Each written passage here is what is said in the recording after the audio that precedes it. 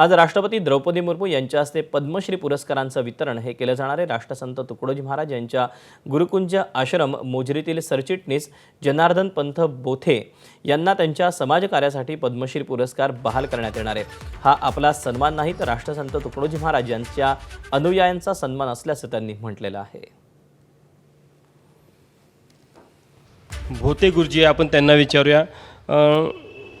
केंद्र सरकारने तुमचा जो सन्मान केला, आज पद्मश्री बहाल केला जाणार आहे। खरं तर एक मोठा पुरस्कार आहे। कशा प्रकारे बघता आणि या पुरस्काराला बहाल झाल्यानंतर पुढील तुमच्या भविष्यासाठी तुम्ही कशा प्रकारे काय करायचं तुमच्या डोक्यामध्ये नियोजन आहे?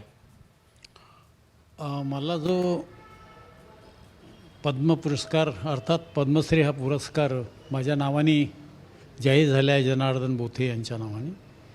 परंतु हा जो सन्मान आहे हा राष्ट्रसंत श्री तुकडोजी महाराजांच्या जे कार्य होतं ते आतापर्यंत करत आलेलं आहे।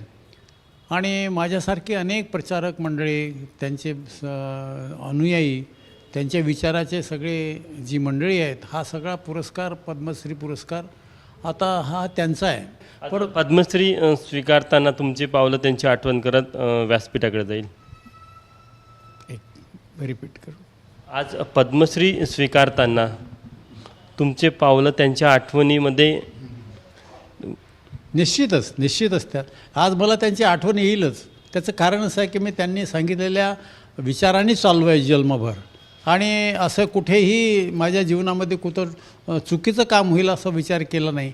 आणि देशाची, धर्माचे आणि जे रंजले गांजले आहे त्यांची सेवा करण्याचा जीवनामध्ये जो राष्ट्रसंत तुकडोजी महाराजांनी किंवा संतांनी जो हा विचार आपल्या जन्मभर करत आहे, तेच कार्य अधिक पुढे नेण्याचा मी प्रयत्न करणार आहे।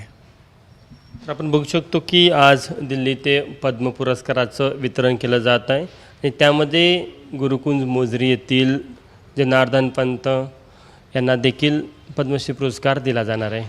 कॅमेरामॅन अतुल हिडेसह तुषार कोहळे, एबीपी माझा, नागपूर। एबीपी माझा, उघडा डोळे बघा नीट।